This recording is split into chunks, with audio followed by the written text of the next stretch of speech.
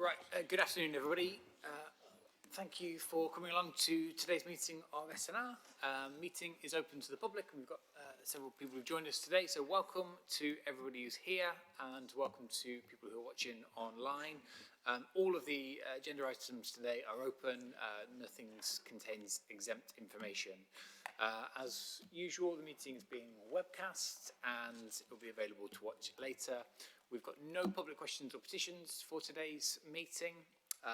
If I could just ask everyone to switch phones to silent, that would be helpful. There's no fire test planned, but if there is, do follow instruction from the staff. I'll ask the members of the committee first to introduce themselves and then followed by the officers. My name is Tom Hunt. I'm the chair of this committee and leader of the council. And I'll start, as always, on my left. Councillor Angela Argento, member for Broomhill and Sheffield and chair of Adult Health and Social Care. Very quickly rattle off. Douglas Johnson, chair of housing. Sahira Naz, chair of finance and councillor for the Dana ward. Good afternoon. Abdul Qayyum, chair of licensing subcommittee and Firth Park ward. Thank you. Thank you. Councillor Dale, chair of education, children and families committee and councillor for Shire Green and Brightside ward. Fran Belbin, councillor for Firth Park ward and deputy chair of the committee. Ben Miskell, chair of transport, regeneration and climate policy committee and also a councillor in Park and Aberthorn ward. Hi, Councillor Joe Otton, member for Dawn Totley and chair of Waste and Street Scene. Hi, Councillor Sophie Thornton for Beechif and Greenall ward. Councillor Sophie Crossthorne, get my name wrong. Substituting for Councillor Mohammed today and deputy chair of the Adult Health and Social Care Policy Committee. I too should technically be Councillor Crossthorne, but I'm not quite as organised as the person to my right. So today I'm still Councillor Curtis Crossland and I am the chair of Communities, Parks and Leisure.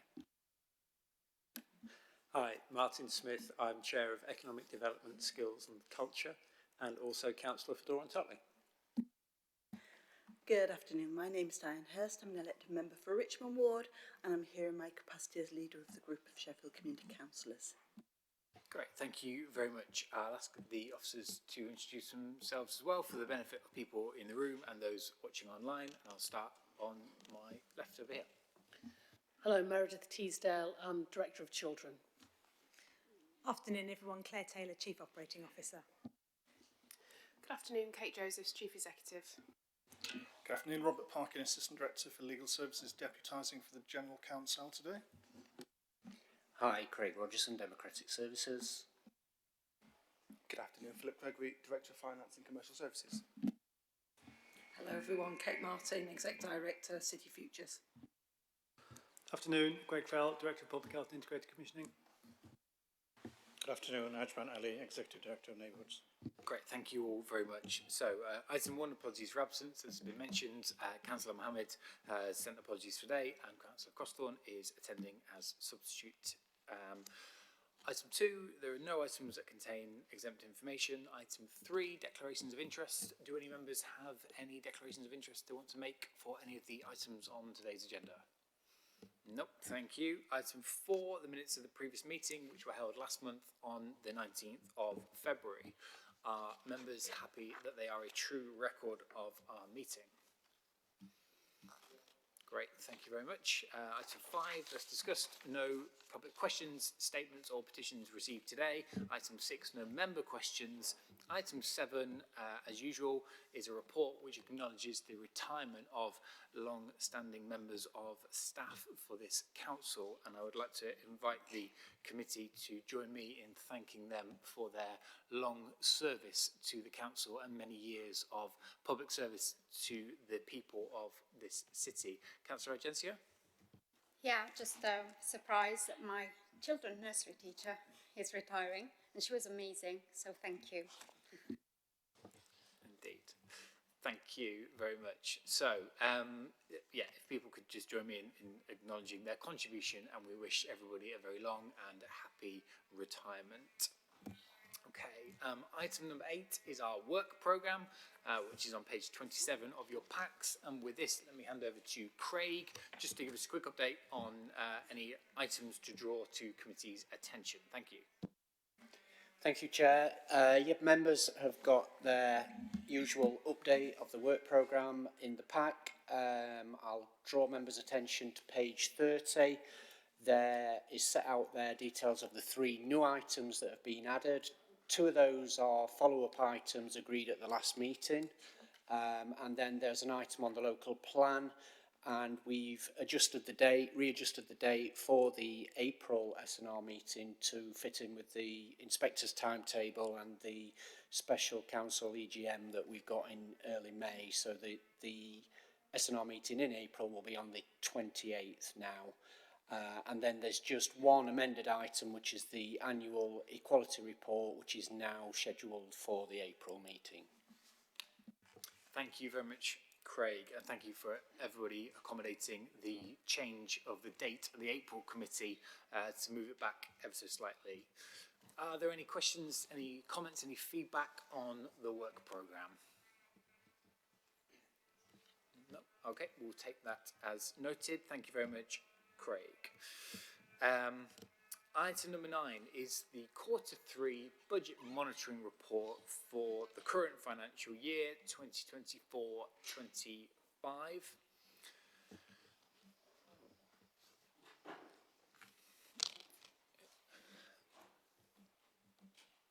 And we are being joined by members of the finance team to introduce this report.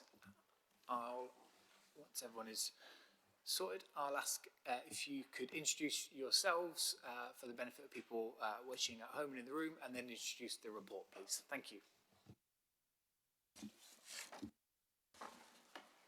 Thank you, Chair. I'm Jane Wilby, Assistant Director of Finance and Accounting.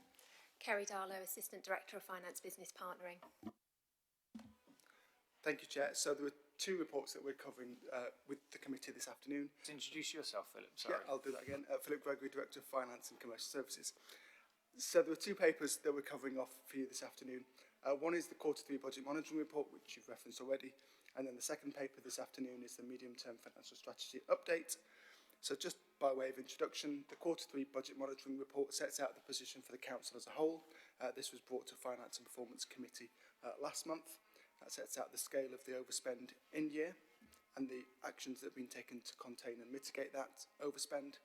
Inevitably, we are turning our attention onto the new financial year as we enter the last few weeks of this financial year. And really our approach is to start thinking about how we best support you as chairs of the committees across the council to hold your committees to account for the delivery against budget. That's increasingly important for next year. So I think it's worth highlighting that we'll be contemplating and considering how we best support you to hold your relevant committees to account over the rest of the next financial year, where we have set a balanced budget and we expect to deliver against that budget as we have done this year, but we don't have the reserves available in the same way as we have this year to contain a significant overspend. So there'll be much more focus as we look at the quarterly monitoring reports on how we're delivering against the budgets that we've set out. So Jane will update you on the Q3 position and specifically for this committee in a moment. And then as we look at the medium-term financial strategy, so what we've done is we've taken a view of the known pressures that we have and the known mitigations that are in place, and also some of the modelling around the financial position and the funding that will come through both from government, but also funding raised through council tax and business rates. So really we've assessed the assumptions that feed into the MTFS, and Kerry will take you through that shortly. I'll hand over to Jane.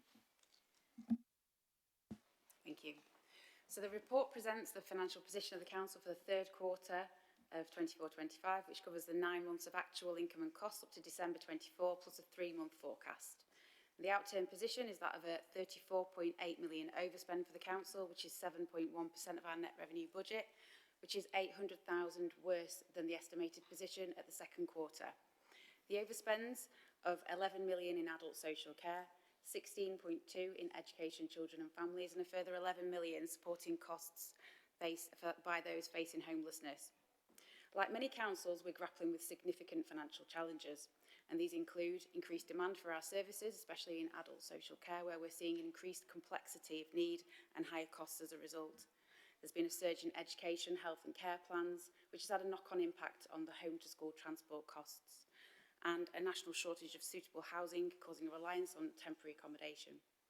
A 34.8 million overspend is not a comfortable position to be in, and whilst we are reporting a 93% delivery rate on our in-year savings plans, there is still a lot of work to be done to address the underlying position in our budgets.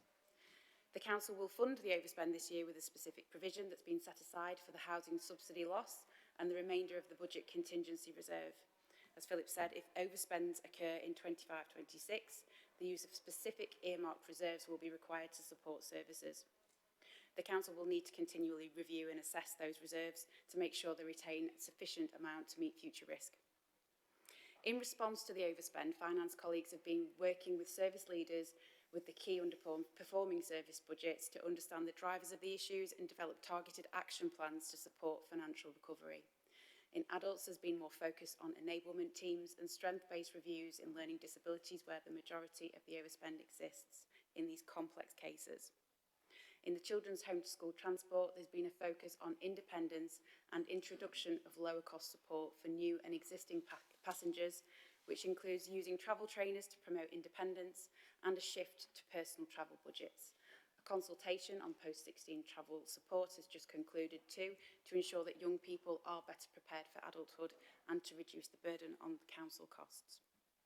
In temporary accommodation, the position improved by 600,000 within the quarter as a direct result of the work happening in the service, which includes the Voids Turnaround Improvement Project, which is turning our vacant properties back into use alongside changes in our allocations policy and improvements in the service operational processes, which have all contributed to a reduction in the numbers from 332 in Q2 to 270 people supported in Q3.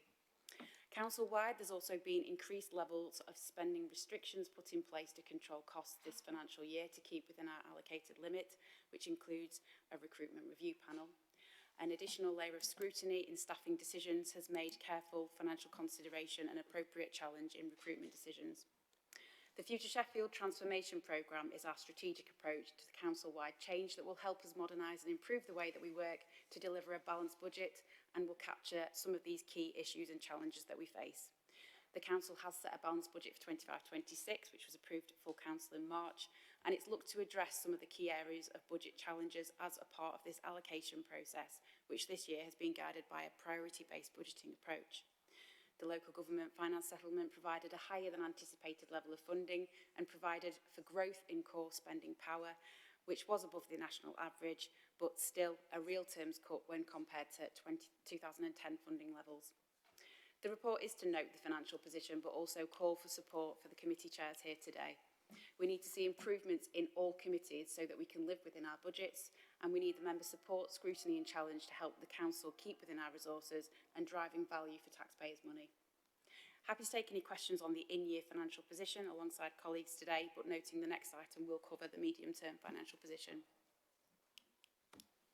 Thank you. Should we take the two together then, if that's helpful, given that they've been introduced together, and then we'll have an opportunity for questions in the round. Thank you, Chair.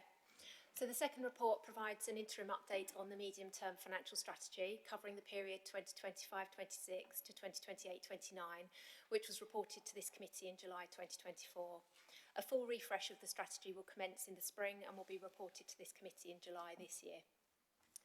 The report reflects the balanced budget for 2025-26 that was approved by full council on the 5th of March and updates our assumptions for income, inflation and demand pressures. Income assumptions have been uplifted following the better-than-expected settlement received to 2025-26 and includes our early estimate of the fair funding review and the multi-year settlement announced by the government in 2024. It should be noted that at this stage we have very little information on which to base our assumptions, and it will be later this year before we get any further information or exact figures for Sheffield. The council tax assumption remains at 4.99% over the term of the plan. Offsetting the additional funding is an increase to inflation and demand pressures. This is largely being driven by increases to national living wage assumptions following a further above inflation uplift announced in the autumn statement.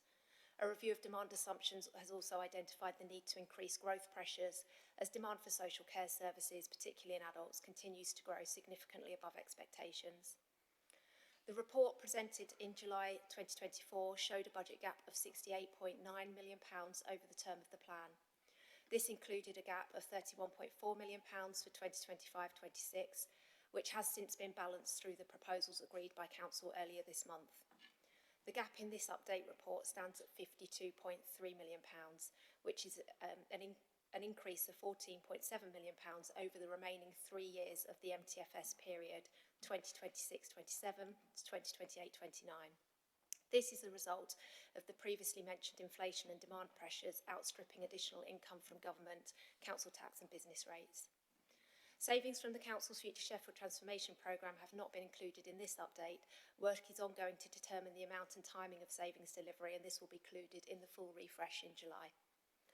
The recommendations contained in this report are to note the updated gap, the impact of balancing the 2025-26 budget, the changes from the previous report and the key assumptions that underpin the financial information. Thank you. Thank you. Philip, is there anything you wanted to say? No, thank you. Kerry, Jane, for those presentations, really helpful. So a lot of information included in both reports, and obviously some members I know have seen versions of this at Finance Committee with the Q3, but this is an opportunity for all of us as committee chairs to ask any questions of the team, but also reflect on the two items together. So I will open it up now to see if there's anyone who would like to make a comment on this. And I see Councillor Austin. Thanks, Tom. Yeah, thank you to officers for all your work on this. All I wanted to make actually was a protest at, I'm sorry to repeat myself, not being allowed to spend the £100,000 that full council voted us at Waston Street Scene for work on fly tipping, particularly given the incidents in Dawn-Totley Ward in the last couple of weeks, including a fly tipping incident into a waterway that has got under the television news and involved cannabis factory waste. It's costing the council as a riparian owner a great deal of money to clear up. And you know, we had a project to protect that site, and if we'd had our £100,000, we might have been able to do it in time. Tragically, it's going to go in just too late. So yeah, I want to protest at not having been allowed to spend the £100,000 on fly tipping full council voted for my committee to spend, when we have a 1.3 million surplus in Waston Street Scene. Now, how can we be voted money by full council and be running a surplus and still not be allowed to spend that money? Okay, we'll come back to that. Let's take a round of questions. I've got Councillor Johnson, then Councillor Smith, please. Yeah, thank you. I think it's important to reflect that this is a whole council issue and it's not about committees going off into their own silos. I was just wanted to make a brief comment on housing and on transport. Actually on the transport, it's really encouraging you to talk about travel trainers, because it strikes me, and I think this is a really important thing to emphasise the council's opening its eyes to, about travel training from the disability point of view can be something that literally opens up a world to young people with disabilities and prevents them being confined to cars and therefore dependent on other people. But at the same time, it can be a real inroad to the massive budget issues that we have in the council, and that therefore impacts everyone across the board, and might even allow us extra money to deal with fly tipping in Dawn-Totley. So it's a really important thing. On the housing side, so this is where we step outside the committee boundaries, because on the issue of exempt housing and the big costs around there, strictly speaking, it doesn't come into housing committee, but it is a cost relating to housing. And I just wanted to check that we have got a definite plan to have a look at that exempt housing. I ask this because I know that Alexis Chappell isn't here today, but she's been driving on that, and I've also been looking at that and asking some questions. And I think it is of concern to us that we do spend a lot of money on exempt housing. It seems to go to a relatively small number of organisations that must be making a shed load of money out of this system. And I will also say, having looked at the regulations, they are incredibly complex. There is something that the government could do to step in and streamline this if they were actually serious about reducing regulation and helping out local councils. But I just want to see some reassurance on where we're going with that, if you know about the exempt accommodation pilot. If not, then I can take it up outside this. Okay, thank you. Councillor Smith, please. Yeah, thank you, Chair. First of all, a quick comment in support of my colleague, Councillor Rotten. His question, Councillor Johnson, was around financial control. And that definitely is something for this committee. And I think for a Green councillor to belittle a fairly industrial scale fly tipping incident polluting a watercourse is quite shocking. So I just wanted to put that out there, Tom. The other We've had them too. Yeah, you should think about what you said. The question I had was around Future Sheffield and the comments about the MTFS. I just recall we haven't got that in our work programme, Chair, so I'm wondering when that comes back in July, I think you said, are we just going to see the numbers or are we going to get a progress report on the whole project? Thank you. Okay, thank you. Look, I don't think from the chair, let me be clear that I take what happened in the incident you're talking about extremely seriously. I've seen it, and it is. I know that's not what you were saying, but you know, just for the record, it is a serious matter. I think that in order to, I don't want to kind of get drawn on one particular issue right now, but I note the comments. I'm happy to talk to you both as ward councillors and as chair of Waste and Street Scene about this, if that would be helpful. But the comments are noted. Let me hand back to the team for any reflections on those set of questions. Yeah, we can pick up the issue on fly tipping. I think my reflection would be there is a point at which we have to take the view across the organisation. We can't silo ourselves into individual committees, but we will work with you and take that feedback on board. I think in terms of exempt accommodation, so we are working closely with providers of exempt accommodation to look at their compliance with housing benefit regulations. Like you've said, it's complicated. We are putting more resources into making sure that we apply the rules fairly and appropriately across all providers of exempt accommodation. So, we are not able to refuse a claim or limit the claim because the council incurs that loss. We need to assess each claim against its individual sort of validity against the regulations, and we do that regardless of who the provider might be. And so we are looking at that. Claims are assessed on a case-by-case basis, and so we are taking extra checks and audits on existing claims as well as new claims to make sure that they are fully compliant in line with the regulations that come through from DWP. thank you. And on the MTFS point, I think my understanding is that the Future Sheffield assumptions are going to be built into the MTFS, and so we will see that played out through the MTFS when it comes back to us in July. Is that correct? So our aim in July will be to bring together all the assumptions that we've spoken about already, as well as the Future Sheffield assumptions around where we will be able to deliver savings. So we haven't built the Future Sheffield programme into the MTFS in terms of savings delivery yet, because we're not yet at the stage of being able to accurately identify and profile those across a number of financial years. That work is happening now in earnest, so that by early June and July time we're able to build that into the MTFS and profile each of the work streams that are taking place within Future Sheffield. When will they be able to deliver the outcomes that they're expected to, including any financial benefits? So that work is happening now. Some of those programmes have sort of totals in terms of their financial savings that they might deliver, but we need to profile those out over the relevant financial years to make sure that we understand what the impact will be in each financial year across the MTFS. Okay. And there was this committee had a briefing on Future Sheffield last week, which I know not everyone was able to attend, but I'm sure that if people want further detail about where the programme is up to, then that could be provided. So I'd ask any members who want to get further information to perhaps contact Claire Taylor in the first instance. Okay, I've seen Councillor Dale and Councillor Belbin and Councillor Argentio, so I'll take them as the next three, please. Thank you. Thank you, Chair. This is not really a question. I think it's more of a acknowledgement and a thanks to all of officers in children's and across finance, and a thanks to Douglas actually for commenting on what we're doing over with regards to home to school transport. And it would be remiss of me not to actually comment on what we are doing and thank everyone for the work that they've been put in.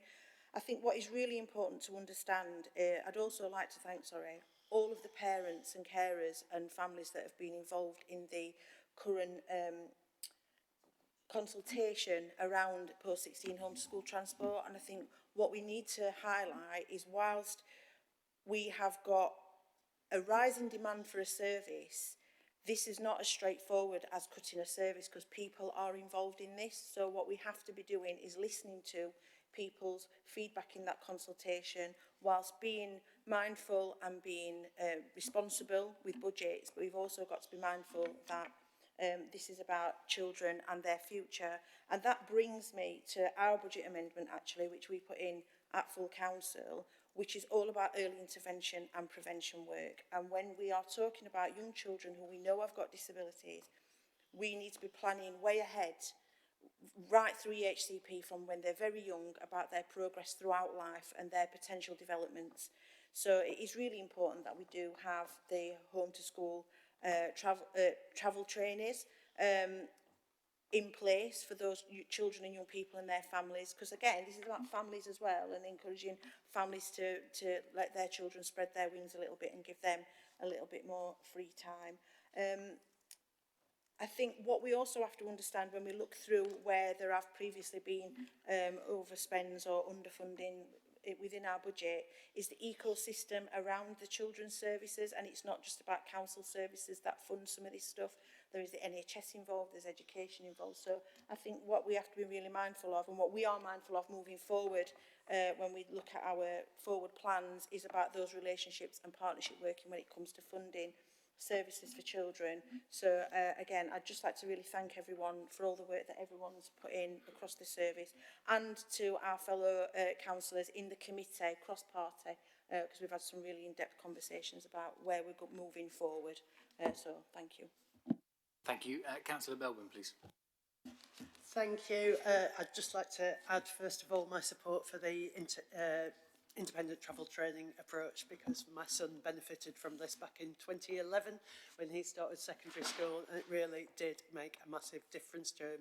He is still a confident bus user to this day, and I honestly feel it's one of the best things the council ever did for him in terms of the extra support. Was really, really helpful. I wanted to follow up as well, though, on the future Sheffield and some of the questions that Councillor Smith asked there.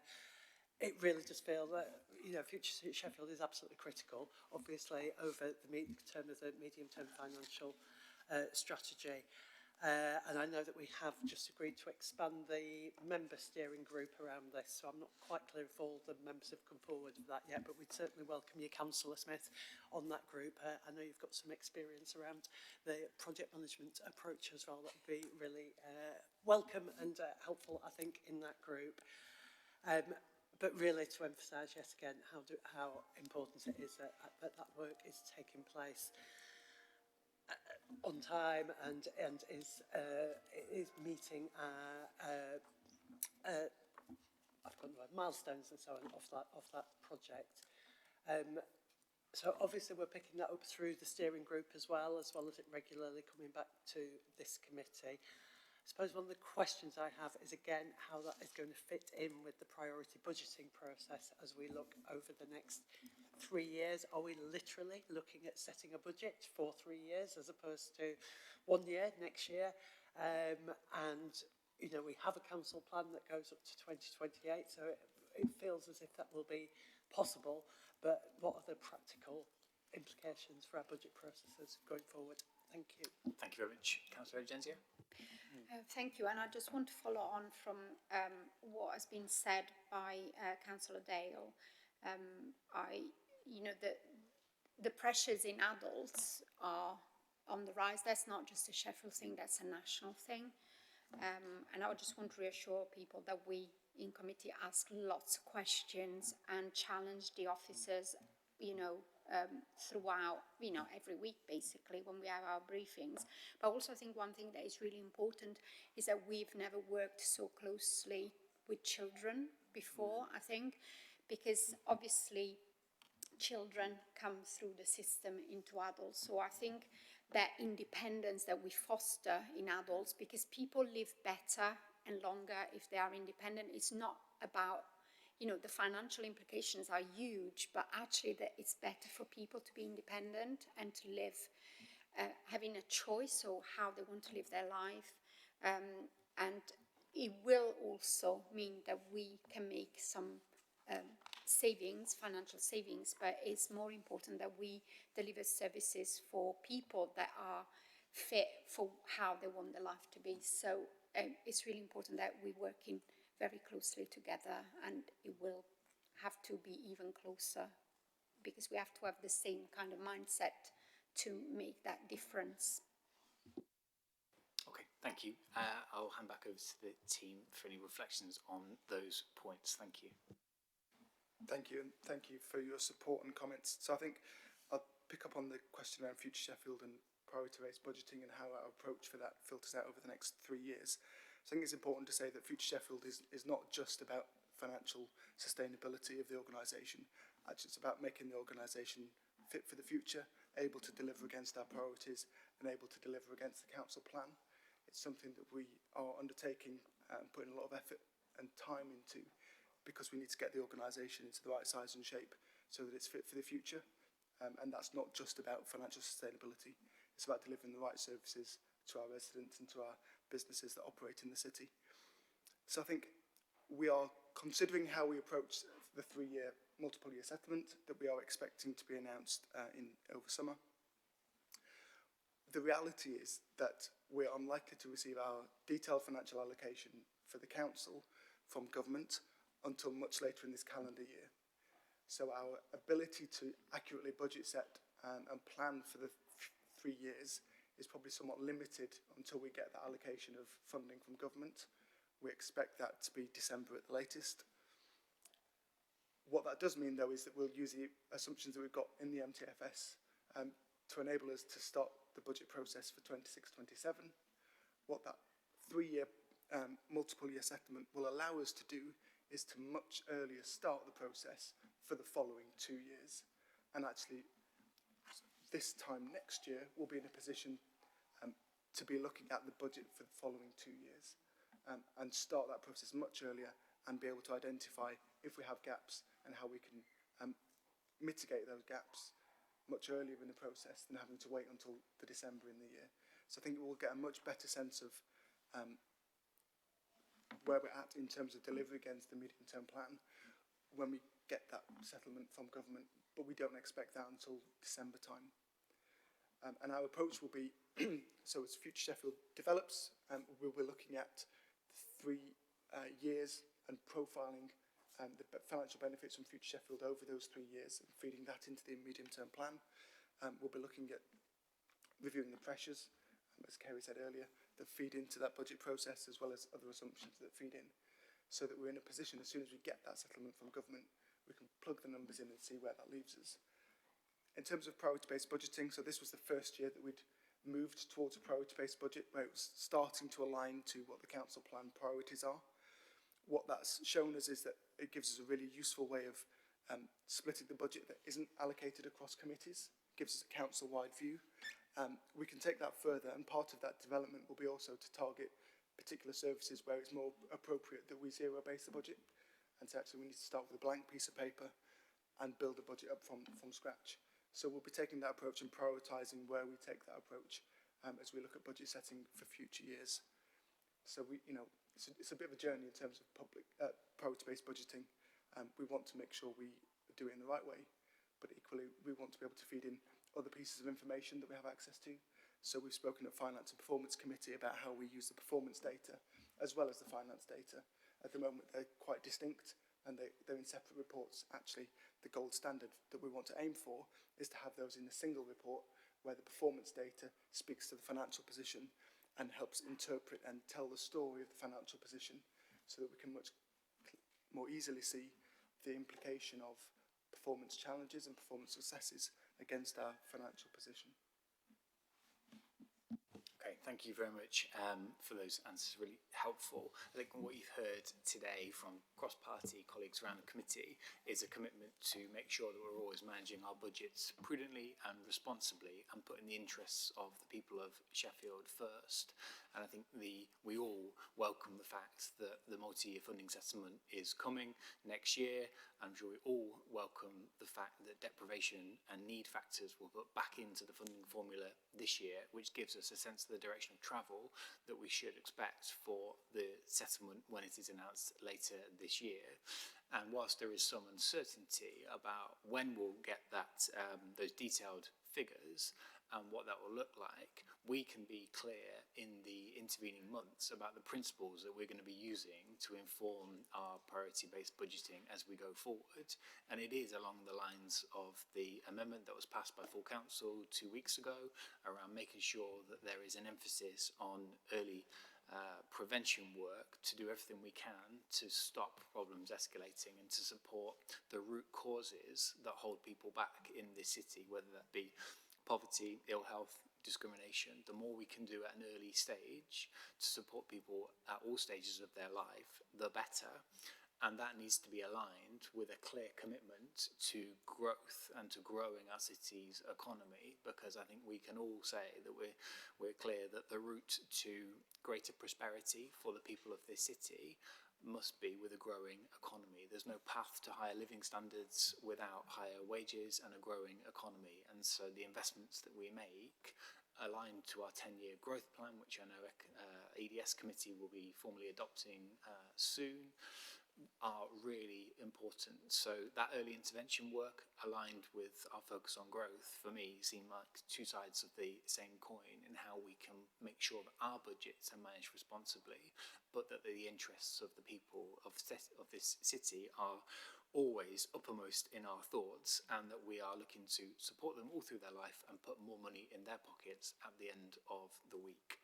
So a lot is included in the two reports that we've got before us, and I'm grateful for the comments that we've just had. There are two sets of recommendations for us to consider. On item number 9, which is the Q3 budget monitoring report, we are asked to note the updated information in the revenue budget outturn as set out in the report and as set out today by Jane. We'll take that one first. Our members happy to note that update. Thank you very much indeed. The MTFS update, this committee is recommended to note the updated MTFS, put my teeth in, budget gap.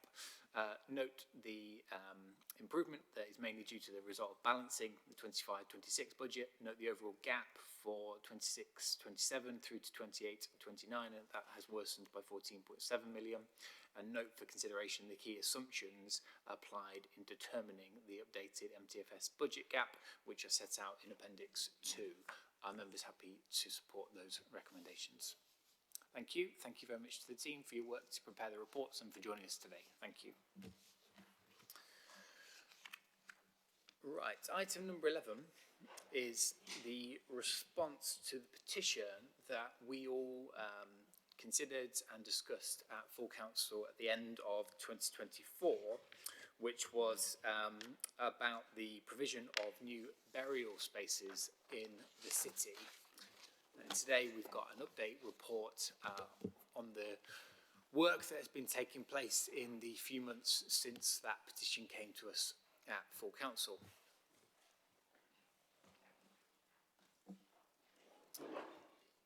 And we're joined by Lisa and Ellie today to introduce the report. Lisa and Ellie, for the benefit of people in the room and those watching online, perhaps you can just introduce yourselves and then briefly introduce the report, please. Thank you.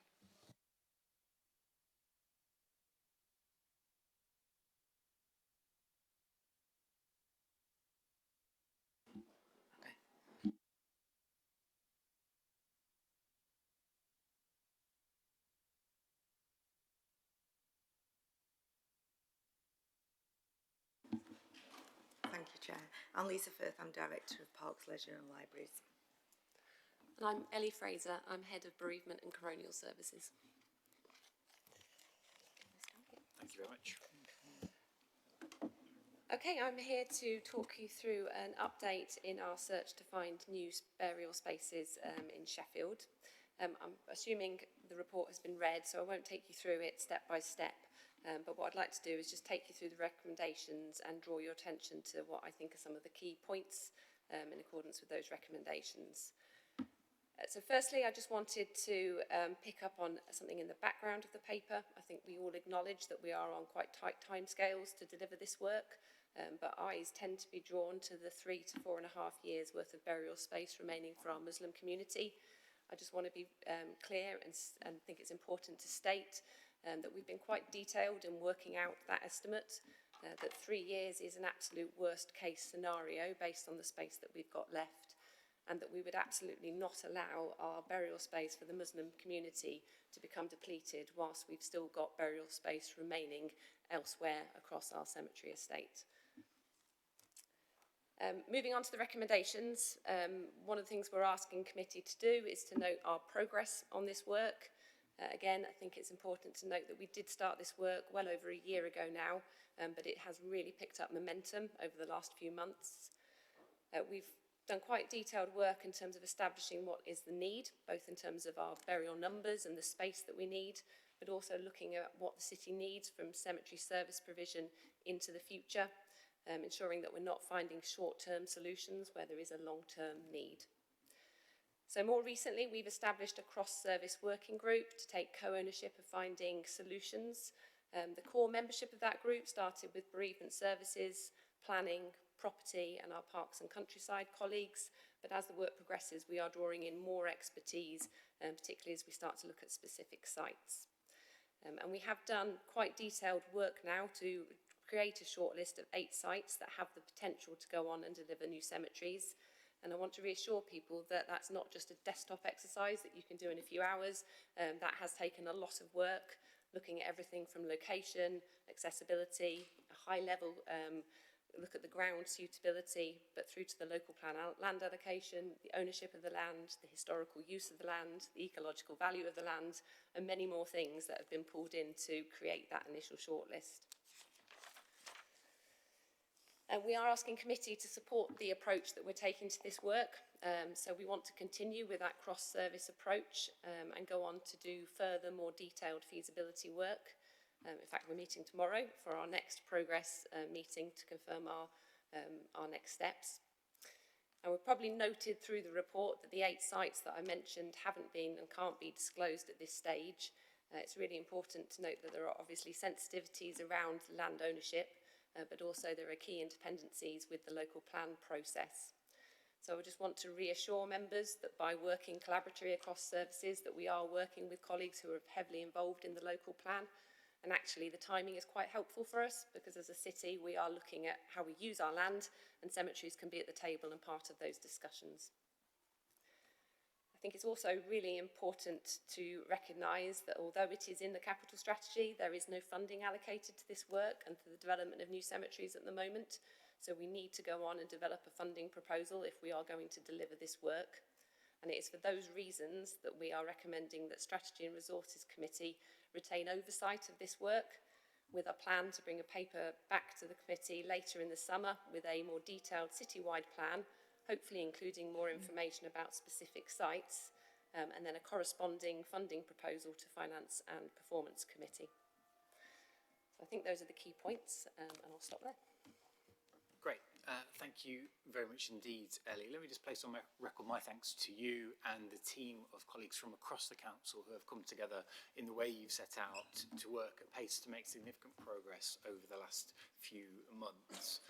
Let me also place on record my thanks to the South Yorkshire Muslim Bereavement Trust, who myself, Ellie, Chief Executive, Councillor Qayyum, I've met with on a couple of occasions since the petition came to full council back in the end of last year, and thank them for their constructive support for working with us here.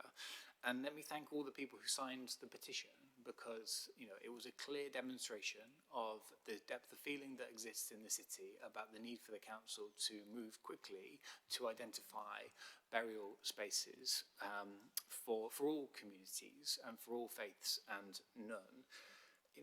Burying a loved one is one of the most fundamental human experiences, a time when of great grief, but also when people want to celebrate the memory of those who have passed. And we want to make sure that people can look forward to that moment knowing that they will not have to have concerns about, is there going to be provision in the city? And so that's why we're working, as Ellie and the team have set out, quickly cross-discipline within the council to identify the sites, but also the funding that will enable us to move forward in this. So I'm grateful that we're able to come back today quickly with a progress report and to mark that progress, and we'll come back further in the summer. I've seen a number of colleagues who indicated. I saw Councillor Kayoum, and then over on this side I saw Councillor Crossland, and then there are others. So let me take those first two. Councillor Kayoum. Thank you, Chair, and thanks, Ellie and Lisa, for the report. Excellent report, thank you. Very well set out, and it's very clear how things are going to be moving forward. Just to say that, obviously, I've been involved with bereavement services for a long time now, in terms of particularly the services provision to the Muslim communities, whilst I've been here. But also my work with the South Yorkshire Muslim Burial Trust on the other side, from the community side, it was quite intense. Highlighted, as you said, quite clearly, and as was demonstrated by the petition, the dire sort of need and the huge concerns amongst the community about the shortage of burial space. And then again, being involved with the Task and Finish group, along with Councillor Crossland and other colleagues across the council, that was also an intensive piece of work, which again was held with yourselves and your colleagues. That also highlighted, in fact, it brought to light the dire need to get on with this work and hit the ground running with this, because I think it was during that time we realised that we actually had far less time than we thought we had, and the amount of work that needed to be done was immense. And again, thanks very much for picking that up and running with that. But it also highlighted another fact, which was the need for collaborative work across the council, because we realised it wasn't just going to be one service that's going to be addressing this issue, but a number of services coming together to do that.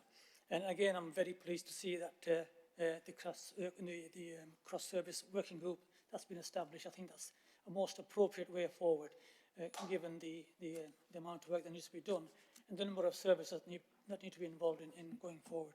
So thank you very much for that. Really, really pleased to see that this report and the progress being made, and I'm very happy to support it going forward. Just a couple of points, a couple of quick questions. Obviously, it's important to ensure that the community who have expressed very deep concerns are provided with continued assurance that this work is taking place. But not only it's only taking place, it's underway, but it's sufficient progress is being made to ensure that the concerns highlighted will be eventually addressed. So the question is, what plans do we have in place to make sure that we continue to have that dialogue and that communication with the community to ensure that they are kept assured and informed going forward.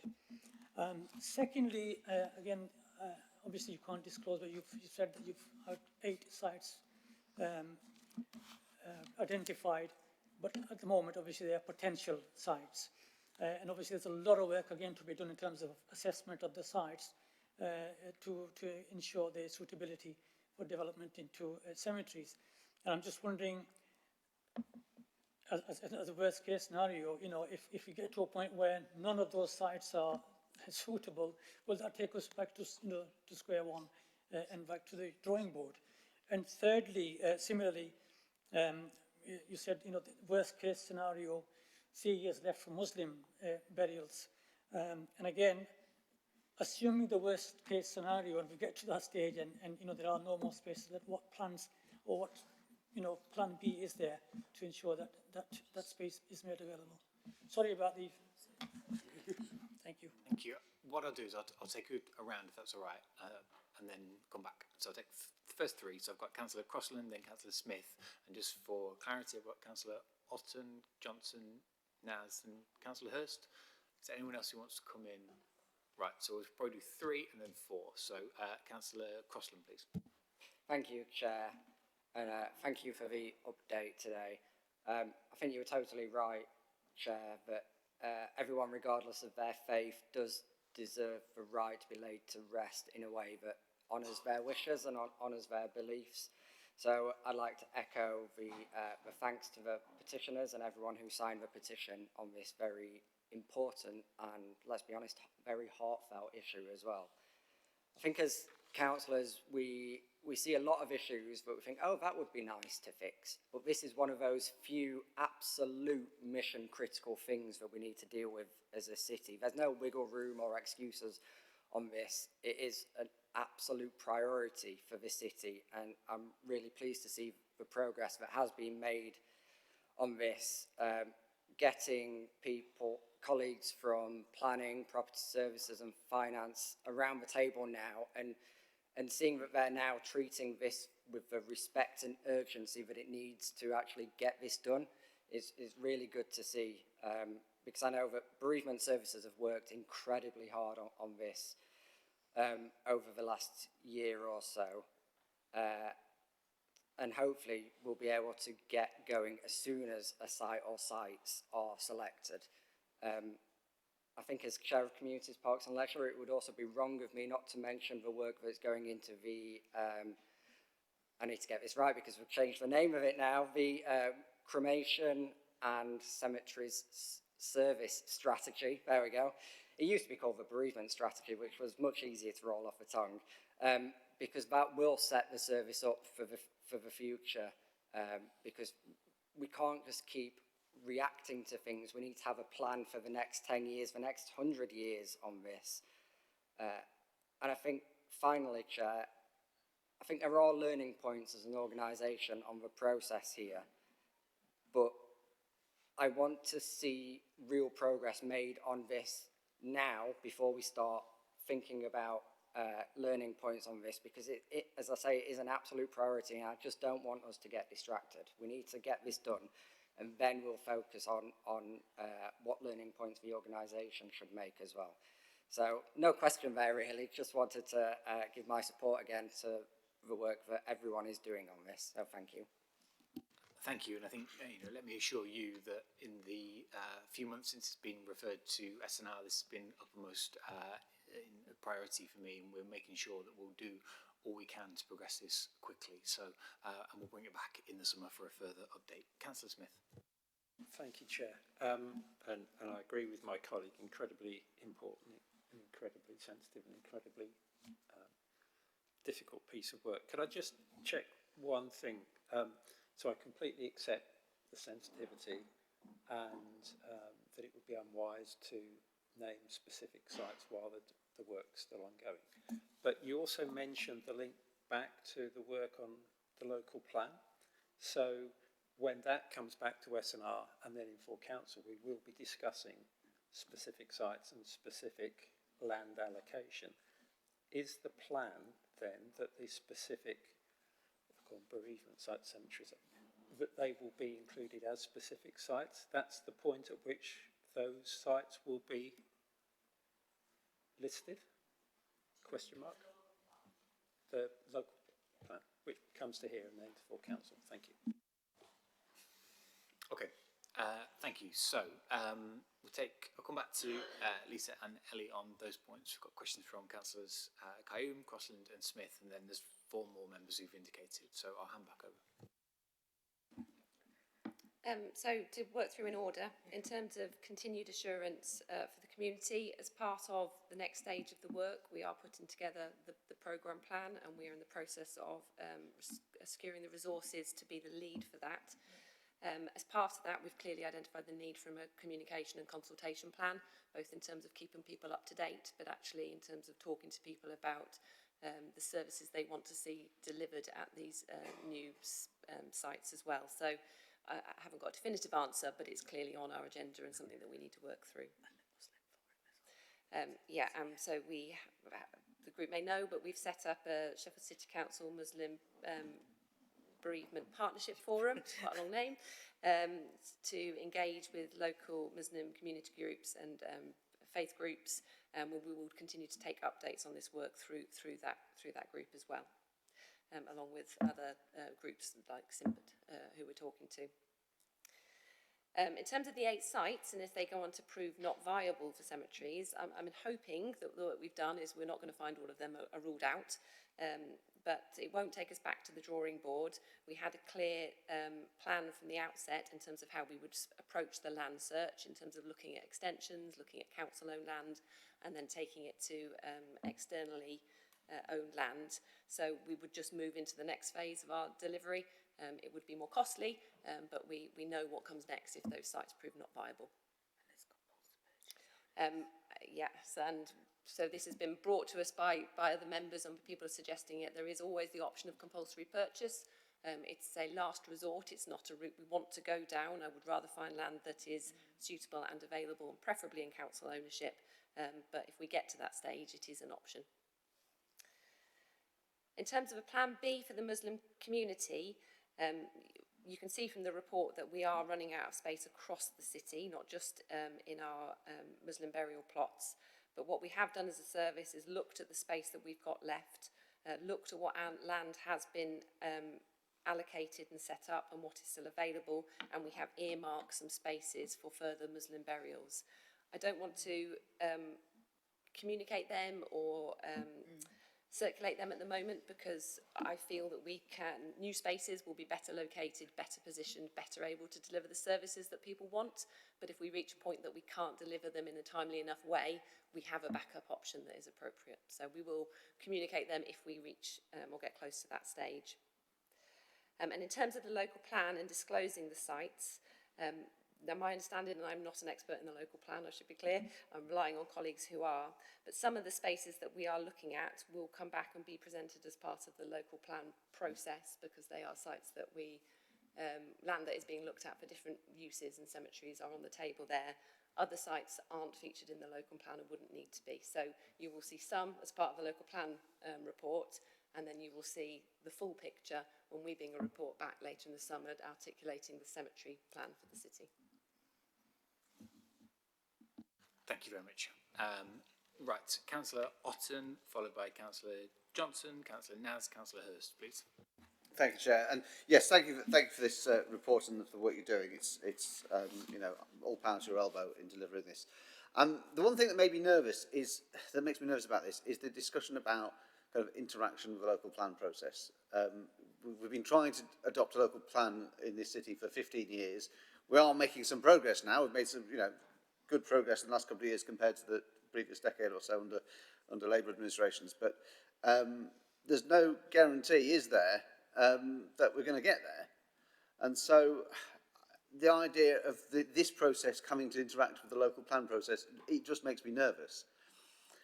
The way I would prefer to understand this, and correct me if I'm wrong, is that there are two separate questions. Rather than overcomplicating, there are two separate questions. One is the local plan has to be agreed, and it has to have all the land uses that we need in the city, and that it's their job, the planners, to say, okay, we're going to zone some of this land for easement in future. And it's our job, or your job, I don't want to say your job, but outside of the planning department, it's our job as a council to say, given the plan that we've got, where are we going to put our new cemeteries? And that seems to be a much simpler way of putting the question. And if there isn't land suitable that's zoned, then that doesn't rule out it being used. You could apply for planning permission and it can be granted. And that's how I understand this to work. And if it is how it works, then we can avoid trying to be over dependent on the planning process, because that may not deliver. On the plan development process. And it would simplify that, wouldn't it simplify the work of your work in delivering this project? So I hope we're not, we're not overcomplicating this, I suppose is what I'm saying. Thank you. Okay, thank you. Councillor Johnson, please. Thank you, yeah. So I've got two specific questions to ask about, but I just wanted to, not underestimate the amount of work that's gone into this. Also the fact that, although we're saying it's gone at pace, we're actually in a very challenging position in the sense of if nothing's happened since 1950. So, yeah, that's, we can't say we've been acting quickly in that sense, even though it must feel very different and things are moving quite fast now. It does make it an extra difficult task there. The questions I've got were, first of all, about the task and finish group. So in your report, it says there's 80 recommendations there, and I understand the Communities, Parks and Leisure Committee has approved those and endorsed them as a committee for the council. And I want to know how much those 80 recommendations feed into the work here, or whether they sit outside it in a sort of parallel thing. And of the 80, how many of the recommendations have been carried out? Again, maybe not be a question you can answer straight away, but if you give an indication of that, because it's alluded to in the report, but doesn't not taken any further. And then the second question is really about, it's been canvassed already, the interdependencies with the local plan. And reading the report, the massive white elephant there is, how does this fit with the local plan? Because the work you're describing is about allocation of space in the city, which is what the local plan is all about. I guess it means that when we look at this, there will be trade-offs to make. So, as Chair of Housing, I'm very interested in housing growth and want all the available land for more housing, but recognise that this is a really important issue and we need places for the dead as well as for the living. So, and I wouldn't want the need for and demand for housing to stand in the way of adequate burial space. It's a really important thing, and it's been highlighted with the campaign and the petition. That's it. But yeah, it's a bit of, why does the report not address the local plan? And in particular for this committee, whilst we can note what's in the reports and what you've told us today, are we in a position where we can really say that much more? I don't think there's any reason to doubt anything that the office are doing. You clearly explained that you're working hard behind the scenes. It's just that the massive gaps in this provision of new burial sites is that we haven't yet bottomed out where to put the burial sites or anything to do with the funding around them. Apart from that, it's pretty well in the bag. Okay, thank you. I think just to pick up on your point around 1950, just to be clear on this, what you're referring to is that is the date when the council's last cemetery was opened, and so for decades, if not indeed centuries, the council has been making sure that the residents of Sheffield have a dignified death and that their final resting place is one that is inclusive and accessible. And so just really want to be clear that you weren't dismissing the work of bereavement and coronial services for many years. Just to clarify that, yeah, not at all.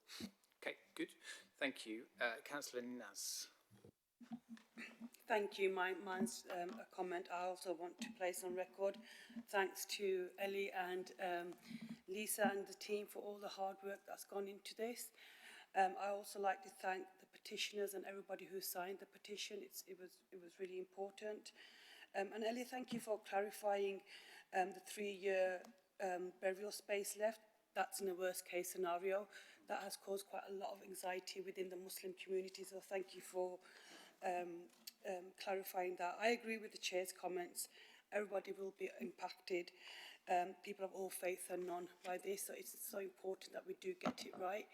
I appreciate the report. It's quite in detail, and I can see all the work that's gone into this, so I'd just like to put on record my thanks to you guys for all the hard work that you're doing. Thank you. And Councillor Hurst, please. Thank you, Chair.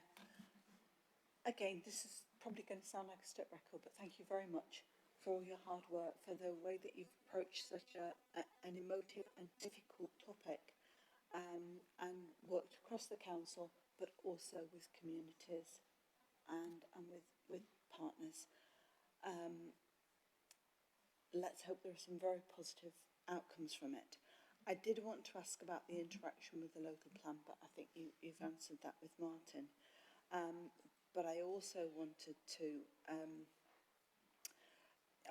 address the financial aspect of it, because there are no capital funds earmarked in the spending plan for the next 12 months. We know that even if the land is in our ownership, there will be spending implications there. And not only just for the provision of new burial sites, but also for upgrading of facilities. So I noticed there's a one-liner in the report. Can you tell me that you're going to approach the aspect of finance in such a thorough and organised way as you have this project? Thank you. Great, thank you all for those questions and comments. So we've got questions around finance, but a series of questions around the interaction with the local plan that it would be helpful to just discuss here today. Thank you.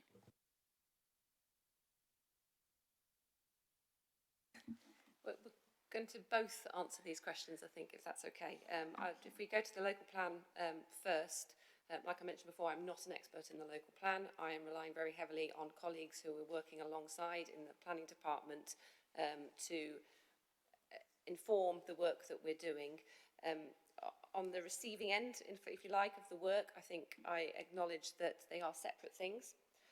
But treating them entirely separate is not successful either, because we go with ideas for land, and then when you look at how it's allocated in the local plan, it's immediately ruled out. So we have to work closely together, and the sites that we've identified we think are the most likely to be deliverable, either because they're not hot topics for the local plan, they are areas that we think actually that they are appropriate for burial spaces, and other sites that are part of bigger areas that might be part of a master plan for an area where we can talk about housing, schools, burial services together to deliver it. So yeah, Lisa. I think I've nothing else to add. I was going to say I don't think there is an over-dependency on the local plan. I think it's essential that when Ellie and the team are looking at the sites that they know which ones are the hot ones in the local plan, so that we don't pursue those and then get to a point further down the line where we find that that site's not feasible because of the local plan. It has to be it's a bit of a chicken and egg situation. So that's our best answer without being experts on the local plan development.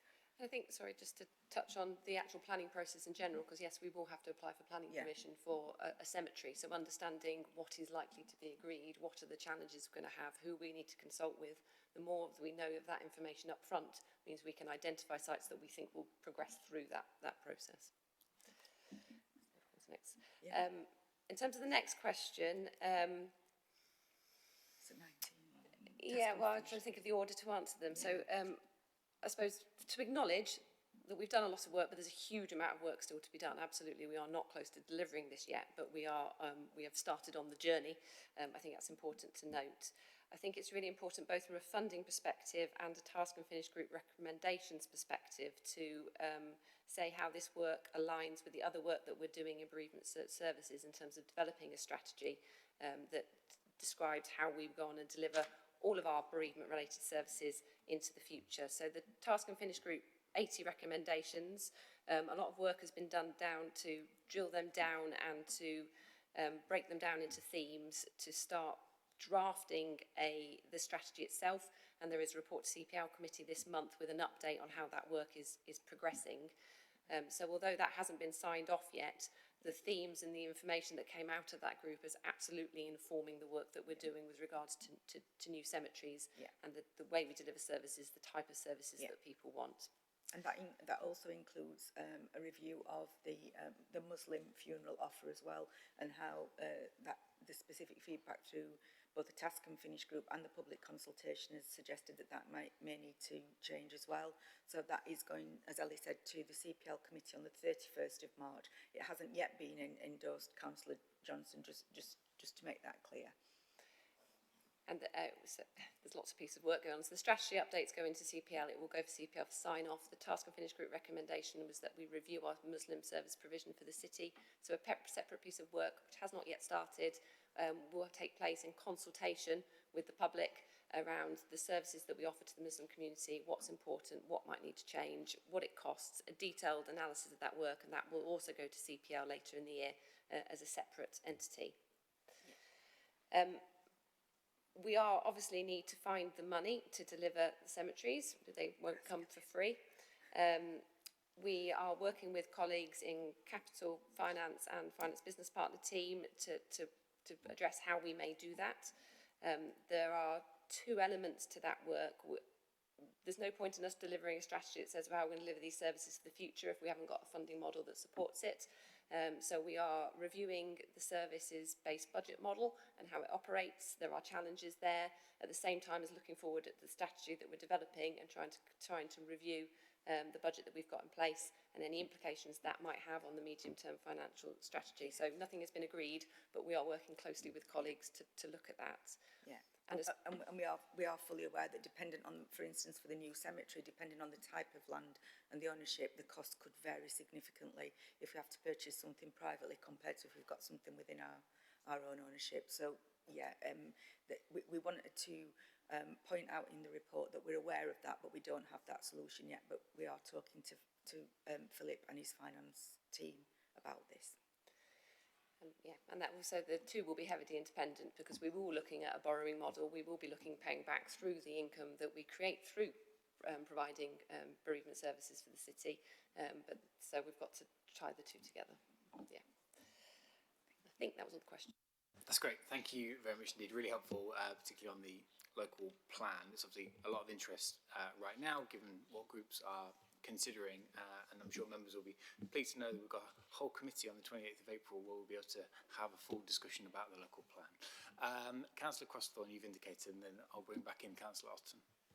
Thank you, Chair, and thank you for the work that you're doing on this. It's obvious that you've been really thorough and working really hard on this, and that definitely shines through in the report. So my question, well, obviously we've talked quite a lot about the local plan. Forgive me, this is another question in relation to that. But as a service so dependent on land allocation, looking forward in the far long term towards and going forward and looking at the next local plan, would it be easier or harder for you to do your jobs should this work going forward be incorporated into a local plan process next time we face looking at land in the city? And then Councillor Austin, please. Thanks. Just to thank you for your answer on the plan. I think it's clarified something in my mind. What seems to have happened is that the planning officers are doing what we've asked them to do. It's not criticism of them, it's a criticism of us, if anything. They are, and planning inspectorate, they've been asked to find sites for a certain number of homes. And it's what I'm hearing is it sounds like that is taking priority, the housing uses are taking priority over bereavement uses. And maybe that's right, maybe that is the right thing to do, but I don't think we should assume it's right. And if it is what that is the council's policy, then we should be making it clear and making that a steer from this committee or from full council to say, look, we think housing uses should trump bereavement uses.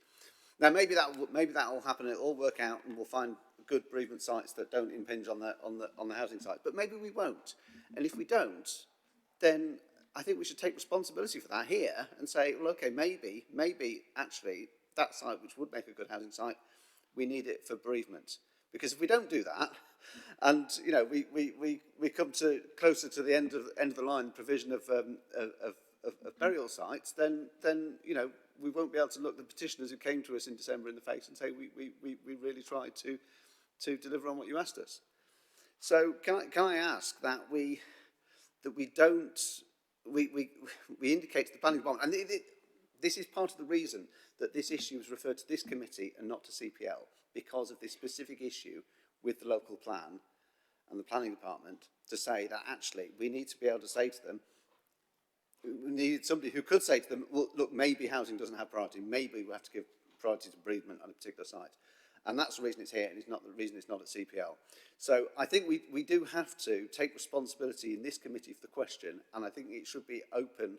There should be a possibility, and I think that's the tip we should give to the planning department, is there should be a possibility that a bereavement use on a site might have to take priority over a housing use. Well, look, I think right now, local plan is clearly very much in our minds as something that all groups are considering. And let's just be clear about what we're being asked to do in order to meet the timeline that's been set out by the planning inspectorate. We have to identify sites to find the necessary uplift in the number of homes that the planning inspectorate has asked us to find, and also sites for employment use. That is the task we've been set, and that is what members are being asked to provide their feedback on right now. And so there is a clear mechanism that everyone in this room is fully aware of, whereby groups are able to provide their feedback about sites and thoughts about the plan process to the planning team. And I would encourage you, Councillor Otten, and anyone here to do that as part of your group submission. That is the task at hand, and I know that members are working hard to make sure that we meet the timeline so that we get the local plan in place. There are houses and employment are the two things that, as you know, having read the planning inspectorate's letter, set out very clearly where there's an identified need, and we have to identify sites. There are two things going on here. One, that's the process we're looking at there. The other thing is the work that Ellie, Lisa and colleagues are doing to identify new sites for cemeteries. Is there an overlap? Yes, of course there is, and that's why we're talking about it today. But there's not a full overlap, and right now, I think we risk getting things overly scrambled together if we confuse what we're here to do today. We're noting the progress about a short list of sites for cemeteries. There is an overlap with the local plan, but it is a separate process. Now, to turn to Councillor Crossthorne's question, would it be right, as we review land allocation going forward, once we have adopted a local plan, then, of course, for all kinds of things, for homes for future employment use, for cemeteries, the benefit of having a local plan is that there is review processes built into it. So it would be the prudent and sensible thing for us to be making sure that whatever the infrastructure the city needs going forward, we are taking it into account. The key thing, though, is to be able to do that and to be in control of your own destiny when it comes to land use in the city. You have to have a local plan. And so we need to make sure that these two processes are both running in parallel, but progressing. And I think I'm confident that there's a commitment in this room to getting the land identified for new cemeteries and also adopting a local plan.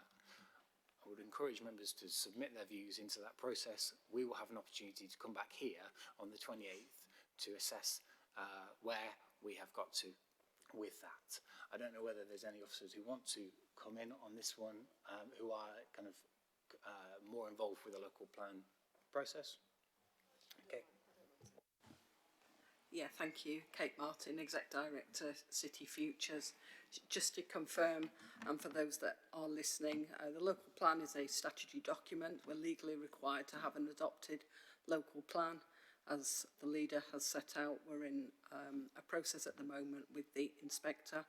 We have to find and set out our longer term requirements, both for housing land and for burial spaces across the city, as well as economic and other land uses. This is a requirement in planning policy and in law, and therefore we have to make sure that we've got the right number of homes, the right number of spaces for our future populations, including the burial sites that we need to bring forward.